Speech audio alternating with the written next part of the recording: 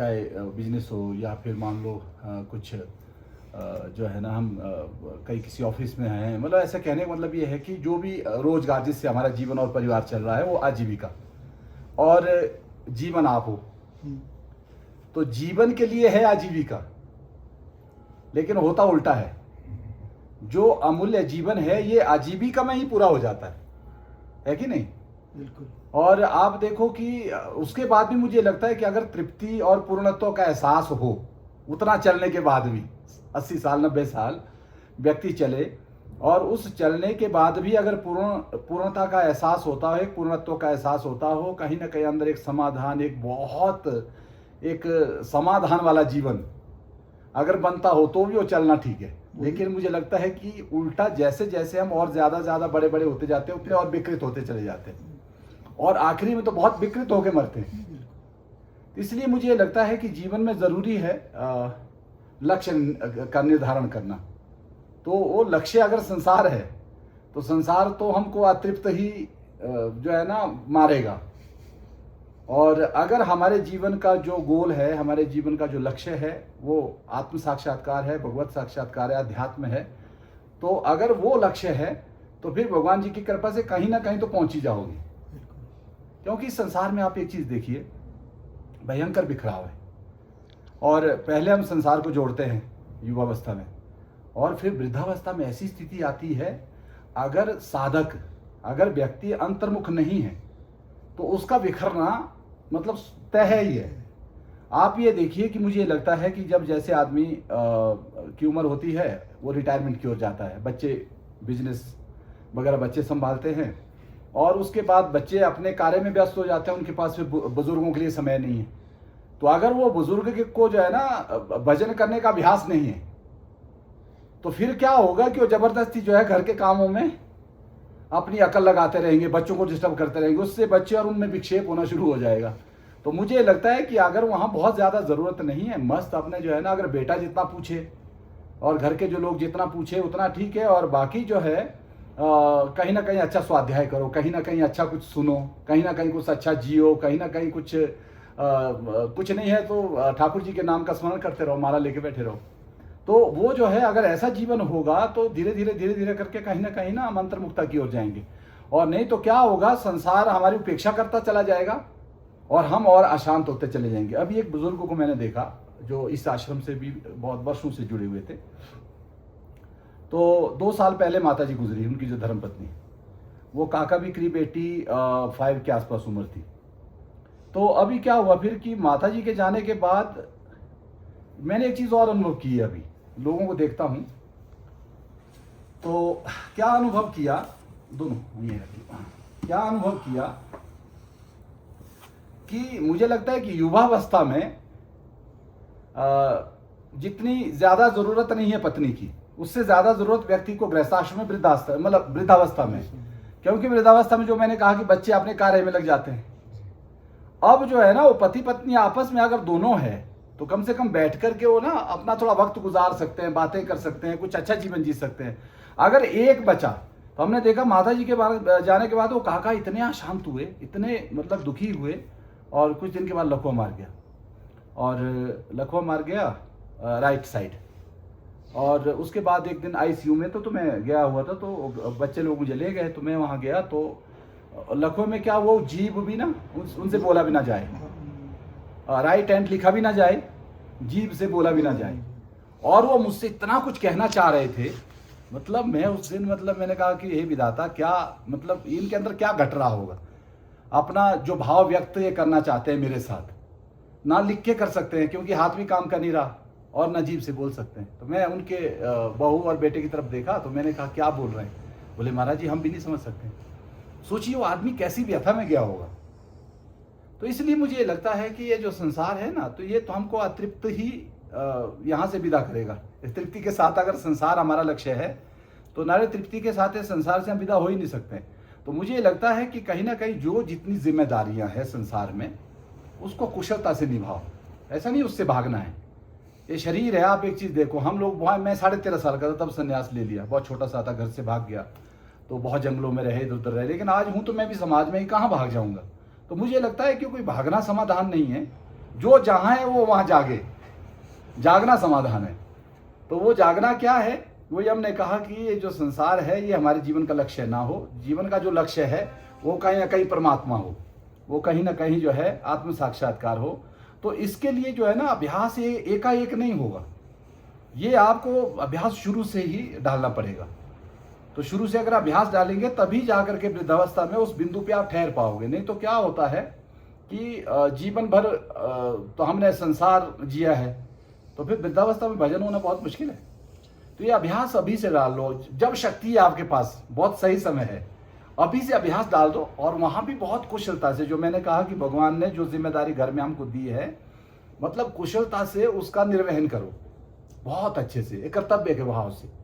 कई बार मैं देखता हूँ कि हमसे अच्छी चिड़िया है। चिड़िया जो है, आप देखिए कि जो बच्चा है छोटा कैसे अंडे सेती है, उसके बाद बच्चे निकलते हैं तो अपने मुंह का दाना उसके मुंह में डालती है। और कमाल की बात यह है कि वो चिड़िया को ये भी नहीं है कि वृद्ध अवस्था में मेरे लिए कुछ करे। जब वो चिड़िया का बच्चा बड़ा हो जाता है उसको भगा देती है, वो अपना जीवन उड़ता है। और हम लोग क्या है, हम लोग बंध जाते हैं, कुछ भी करते हैं तो सोचते हैं कि यार चलो भैया की सहायता मैं इसलिए करूँगी ताकि बाद में मेरी सहायता करें। घर परिवार में भी ना आशा से ही बंधे हैं एक दूसरे से। तो मुझे लगता है कि अंदर से बहुत ज़्यादा चाह मत रखो किसी से, अंदर से डिजायरलेस अचाह हो जाओ, किसी से चाह अपने लिए मत रखो कि कोई मेरे लिए करे, बस ऐसा रखो मैं दूसरे के लिए क्या ना करूं। तो अगर हम अचाह है, मैं सच कह रहा हूं, आपको कोई दुखी नहीं कर सकता है। हम लोगों के दुख का कारण क्या है, चाह ही तो है। मैंने निधि से कुछ चाह, और जितना चाहा नहीं मिला, अगर थोड़ा भी कम मिला, अगर मैंने मान लो चाहा और मुझे 50% मिला या 70% मिला, वो भी जीरो है, तो भी जीरो। इसलिए जो है अंदर से बहुत सारी इच्छाएं, कामनाएं, चाह सब ढह जाए, अंदर से एक अकिंचन भाव, एक अचाह भाव। और बाकी जो है ना, जो सेवाएं हैं वो खूब करो। हमारी ये 3-4 संस्थाएं हैं बड़ी बड़ी, यहाँ है ऋषिकेश में, गुजरात में, मध्य प्रदेश में, तो हम लोग भी रात दिन सेवा कर रहे हैं। लेकिन वो जो है वो बस ऊपर से कर रहे हैं, अंदर कुछ नहीं घुसा है। हाँ, अगर अंदर घुसाएंगे, जैसे वो एक है ना, एक बड़ी अच्छी सी कहावत गांव में, बोले अगर जल में नौका है तो कोई हर्जा नहीं है, लेकिन अगर नौका में जल है तो डूबोगे। तो ऐसे ही ये संसार में अगर हम रहे हैं तो कोई दिक्कत नहीं है, बस ये संसार को जहां अंदर घुसाया तो डूबना निश्चित है। इसलिए बहुत सुंदर जीना है, प्रेम पूर्ण होके जीना है, और वो ये कामना रहित होके जीना है। बहुत ज्यादा आशा मत रखो, और जो भगवान ने कर्तव्य हमको दिया है करने को, तो कुशलता है उससे हम उस कर्तव्य का निर्वहन करें, जो भी कर्तव्य भगवान जी ने दिया है। और वो संसार एक रंगमंच है, सच में यहाँ पूर्ण कोई नहीं है, बस एक यात्रा है, यहाँ से यहाँ तक आप चले, वहाँ से फिर आपकी अगली पीढ़ी यहाँ तक चली, वहाँ से वो पीढ़ी आगे चली, कोई यहाँ हमेशा के लिए नहीं है। तो बस अपने हिस्से का जो कर्तव्य है, हमारे हिस्से का जो किरदार है, उसको कुशलता से निभा लें। और बाकी जो है कहीं ना कहीं जो है ना, जो जीवन है सारी महिमा आप ही की है, जीवन का जो केंद्र है वो आप ही हो। और बस समस्या ये है कि बस हम सारी चीज़ों का मूल्य जानते हैं, अपना ही नहीं जानते। और वो अपना जो मूल्य है वो इन जगहों में थोड़ा रहना पड़ेगा। आप एक चीज़ और देखो, अभी अपने साथ रहने का हमारा अभ्यास ही नहीं। अगर वस्तु है तो लगता है कुछ है, व्यक्ति है लगता है कुछ है ना, हमारी पूछ है तो लगता है कुछ है, बिजनेस व्यापार अच्छा है तो लगता है कुछ है, सोसाइटी में नाम है तो लगता है कुछ है। अभी हमारे जीवन जीने का आधार ये है। कभी अगर आपको नितांत अकेले कहीं बैठा दे ना, तो जीवन का सारा रस चला जाएगा, क्योंकि अभी हमारा जो अपने साथ रहने का अभ्यास है ही नहीं। तो ये महात्मा लोग जो गुफा कुटियाओं में रह रहे हैं, तो भगवान जी की कृपा से इनसे ये सीखने वाली कला है कि ये लोगों को अपने साथ रहने का अभ्यास है। आप देखिए, सबसे कठिन अगर जो है कुछ है तो वो है स्वयं के साथ रहना। और एक चीज में और भी, पिछली बार में निधि मैंने बोला था, शायद आपको ध्यान हो, सबसे ज्यादा ईमानदारी अपने साथ रहने के लिए चाहिए। सबसे ज्यादा ईमानदारी अपने साथ रहने के लिए चाहिए। आपके साथ मैं थोड़ी देर रात में पाखंड कर लूंगा, लेकिन जब हम अकेले होते हैं ना, अगर हमारा जीवन बहुत अच्छा है तभी हम एकांत में रह सकते हैं। अगर नहीं हमारा जीवन अच्छा है तो फिर वो जो है ना, नारायण जो है, वो एकांत में रहना बहुत मुश्किल है, विक्षिप्तता आ जाएगी, पागल हो जाएंगे हम। तो मुझे लगता है थोड़ा थोड़ा निकला करें, थोड़ा ये भगवान की सृष्टि देखो कितनी सुंदर है ना। थोड़ा यहाँ आ गए, थोड़ा कभी बद्रीनाथ की तरफ चले गए, कभी हिमाचल, इतना अच्छा है और भारत इतना अच्छा है, पूरे विश्व का दर्शन। और स्वयं के साथ रहते हुए जब आप अकेले हंसने लगो, जब आप अकेले नाचने लगो, जब आप मतलब अकेले ऐसा लगे कि मैं बिल्कुल शहंशाह हूँ, राजा हूँ ना, आप बिल्कुल मतलब आप खिल जाओ, तो समझो कि कुछ घट रहा है, कुछ अच्छा हो रहा है। और बाकी अभी तो सारा जो हमारे जीवन में वो बाहर का ही रस है, अपना कोई रस नहीं। और अपना जो रस है वो इन जगहों में आके जब आप एकांतवास करोगे ना, तब वो जगेगा। और वो जगना बहुत जरूरी है। वो एक चीज और बताएं आपको, संसार में जो रस आ रहा है ना, वो रस है आपका, वहां भी केवल भ्रम है कि ये वस्तु से आनंद आ रहा है, व्यक्ति से आनंद आ रहा है ना, ये जो है जो लाभ हो रहा है उससे आनंद आ रहा है ना। वो सारा जो वहां जो आपको आनंद का जो भास हो रहा है, वो आप ही का रिफ्लेक्शन है। आप एक चीज देखिए, अगर आप जो है दुखी है, तो आपको अगर हम जो है ना मतलब ये इतनी सुंदर जगह पे भी बैठा देंगे, वहां भी आप दुखी हो जाओगे। और अगर आप जो है ना अंदर से बहुत खुश हैं, आपको रेगिस्तान में भी ले जाऊंगा ना, वहां भी आप नाचने लगोगे, है कि नहीं। तो वहां जो बाहर भी जो जहां कहीं आपको सुख प्रतीत हो रहा है या भास रहा है, तो वो जो है ना वो सुख आप ही का है। तो इसलिए सारी महिमा आप ही की है। मुझे लगता है कि साधक का जो जीवन है वो स्वकेंद्रित होना चाहिए ना। आनंद जहाँ आप है वहाँ आनंद। कोई आया तो ठीक है, नहीं आया तो ठीक है तो ठीक है, नहीं है तो ठीक है। बहुत प्यारा सा जीवन, एक सोझा हुआ सा जीवन। और एक बात मैं और बोलता हूँ, निधि जब भी आती है तो मैं मतलब सबको सुनाता हूँ कि ये जीवन जीने के लिए मिला है। और लेकिन मैं आप भी इसको देखिएगा, बहुत छोटी बात है लेकिन बहुत बड़ी बात है कि हम लोगों का जीवन जीने की तैयारी में ही पूरा हो जाता है, जी नहीं पाते ना। जब तक सच में जीने की थोड़ी कोशिश करते हैं, तब तक यहाँ से जाने की तैयारी शुरू हो जाती है। तो इसलिए मुझे लगता है कि हर क्षण जीवन है ना, हर क्षण जीवन है, हर पल जीवन है। बस आज को जियो, अभी को जियो, बहुत अच्छा जियो, और उस सुख को विष के समान त्याग दो जो आपको गुलाम बनाता है। उस सुख को विष के समान उसका परित्याग कर दो जो आपको गुलाम बनाता हो ना। तो वो जो है बहुत अद्भुत है ये जीवन। भगवान ने इतनी कृपा की हम लोगों पर कि बहुत कृपा की है। तो बस हमको क्या चुनना, बस थोड़ा जो सार है उसको चुने, जो आसार है कचरा है उसको छोड़ दें। तो ऐसा थोड़ा थोड़ा निकला करें ऐसा। हाँ, और ये हिमालय बहुत अच्छा है। और ये हिमालय का प्रेम, प्रकृति का प्रेम, कहीं ना कहीं परमात्मा से प्रेम है। हाँ, ये बहुत अद्भुत है हिमालय। जब कभी आप लोगों को मौका मिले थोड़ा निकला करें। और ये गंगा मैया हमारी ऐसी प्रत्यक्ष है, मतलब सच बताएं महात्माओं के तरह तरह के अनुभव है। कभी आप रहोगे, निधि का तो इतना प्रेम है संतों से भी, तो आप लोग आए थोड़ा संतों के पास जब जाओगे ना, जब उनकी जो अनुभूतियाँ हैं, उनके जो अनुभव है उनको सुनोगे, तो एक आनंद आ जाएगा आपको। हाँ, एक आनंद आ जाएगा आपको। और दूसरा एक चीज़ आप और भी देखोगे कि हमारे सुख का जो आधार है ना, वो वस्तु नहीं है। हमारे सुख का जो आधार है वो आप हो। वो एक बहुत अच्छा एक भजन है, आप लोगों ने कभी सुना हो, आनंद स्रोत बहरा पर तू उदास है। आनंद स्रोत बहरा पर तू उदास है, आश्चर्य है जल में रहकर भी मछली को प्यास है। तो हम लोग वही है कि सब आप जो है ना वो मतलब भगवान जी से अगर थोड़ी आगे की बात कहें, इतने से भी आप कम नहीं है। आप वही हो, परमात्मा ही हो। बस वही जो है अज्ञानवश जो है ये जो शरीर है इसको हमने मैं मान लिया, जबकि ये शरीर आप नहीं हो ना। जैसा ये वस्त्र शरीर, जैसे शरीर का ये जो वस्त्र है, ऐसे ही आत्मा का वस्त्र ये शरीर है।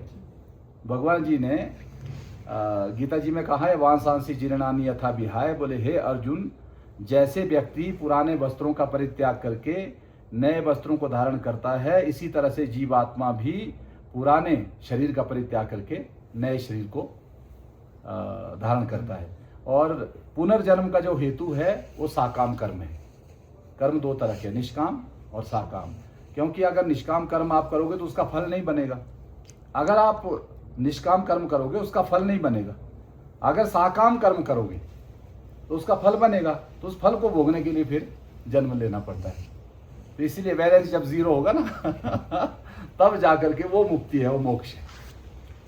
हाँ, वो मोक्ष है। और बहुत भाग्यशाली है, भगवान जी की कृपा से आप लोगों की माँ गंगा ने आपको अपने सानिध्य में बुलाया, इस हिमालय ने आपको बुलाया, और बहुत प्यारा जीवन जीना है और बहुत अच्छा जीवन जीना है। और व्यर्थ के झंझट में नहीं पड़ना है, व्यर्थ के संग में नहीं पड़ना है, व्यर्थ के वाद विवाद में नहीं पड़ना है। सही हो करके भी भैया तू मतलब अगर आप सही है दूसरा गलत है तो भी वो सिद्ध ही नहीं करना कि भैया तू सही है मैं गलत हूँ। उसमें भी इतनी शक्ति जाएगी कि हाँ वो सही मतलब जो है तू गलत है हम सही है, ये जो है ये सिद्ध करने में ही जो है ना बहुत सारी शक्ति लग जाएगी। इससे अच्छा भैया एक ने कही दूजे ने मानी, कहे नानक दोनों ब्रह्म ज्ञानी। हाँ बोले भैया ठीक है। तो बहुत उलझना नहीं है और भगवान जी की कृपा से जो है बहुत ज़्यादा कहीं लिप्त नहीं होना है, बहुत ज़्यादा कहीं उलझना नहीं है, बहुत ज़्यादा आग्रही जीवन नहीं बनाना है कि ऐसा ही ना। ठीक है, घर परिवार में व्यवस्था के लिए अगर कुछ बोलना पड़े वो बोलो ना, लेकिन बाकी अंदर से आग्रह नहीं रखना है हाँ कि ऐसा ही हो। और दूसरा जो है ना 100% जो मैं मानता हूँ या मैं जानता हूँ 100% वो सत्य है, ये धारणा भी गलत है। तो हमेशा कुछ नया आए तो उसको सीखने की तैयारी रखनी चाहिए, और वो नया कहीं से भी आ सकता है, सच में कहीं से भी आ सकता है वो। कई बार छोटा बच्चा भी, एक दिन बताऊँ आपको, एक बच्चा बहुत साल पहले की बात है, कम से कम 15-17 साल पहले की बात। एक बच्चा था तो महाराज जी के बहुत मुंह लगा था गुरु महाराज की, तो वो आगे भाग रहा था तो महाराज जी उसको पकड़ रहे थे। तो वो बोला महाराज जी को कि महाराज जी आप मुझे पकड़ ही नहीं सकते हो। तो वहां से 2 रास्ते थे। महाराज जी ने कहा कि नहीं मैं पकड़ लूंगा, पहले तुम ये बताओ कि कौन से रास्ते से भागोगे। बोले महाराज जी दुश्मन को भागने का रास्ता नहीं बताना चाहिए। तो बच्चों से भी बहुत कुछ सीखने को मिलता है कई बार। तो मतलब वो मुझे लगता है कि हमेशा एक विद्यार्थी की तरह सीखने की तैयारी हमेशा रहनी चाहिए, वो कहीं से भी मिल सकता है सीखने को।